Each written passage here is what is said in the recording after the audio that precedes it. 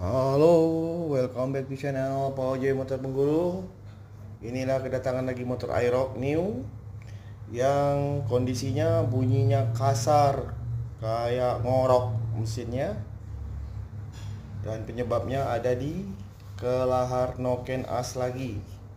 Ini kita penggantian kelahar noken as. Kalau noken asnya masih bagus.